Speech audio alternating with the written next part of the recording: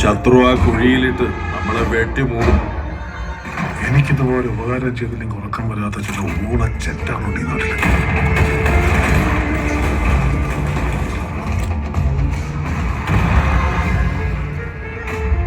ഓളച്ചൻ 10 ദിവസത്തെ പരോളിന് ഇറങ്ങിയിട്ടുണ്ടെന്ന് കേട്ടു. നമുക്ക് പണിയാവോ? കുറച്ചു കാലമായിട്ട് സോൾവ് ചെയ്യാതെ വിടുന്നൊരു പ്രശ്നം. അവനാരാ പോയിസൺ? ഒരു കൊലക്കേസ് പ്രതിയാണ് മാഡം. ഇപ്പൊ പരോളില്ല.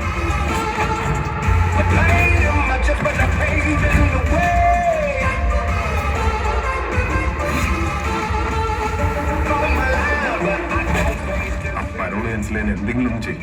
ആ വലിയുടെ പ്രതികാരം നമ്മൾ കാട്ടപ്പടലം കൊടുത്തിട്ടാണ്.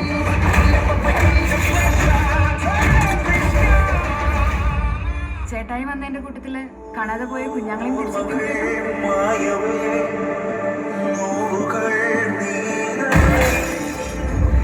പകവച്ച് ആരെ ഒന്നും ചെയ്യരുത്. இப்ப பிரச்சனை அந்த பையன் இல்ல, அவங்க அண்ணன். കവലപ്പെടാതെ സാർ ഞാൻ പാത്തുക്കടേ. ആ എത്തോടെ യോഹാന്റെ പ്ലാനിങ്.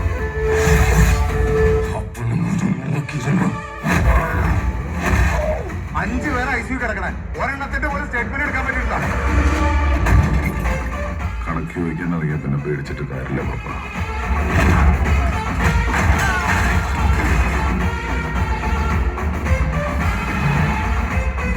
റിവെഞ്ചെടുക്കുന്ന ഹീറോകളെ എല്ലാവർക്കും ഇഷ്ടമാണ്. പക്ഷെ അവരെ നിയമത്തിന് ഇഷ്ടമല്ല.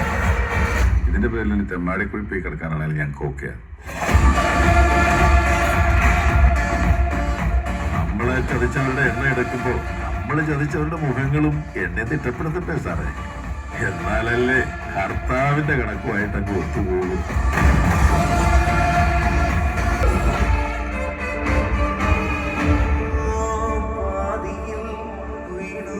സിസ്റ്റർ, നിങ്ങളുടെ കുടുംബത്തിൽ ശരിക്കും എന്താ സംഭവിച്ചത്?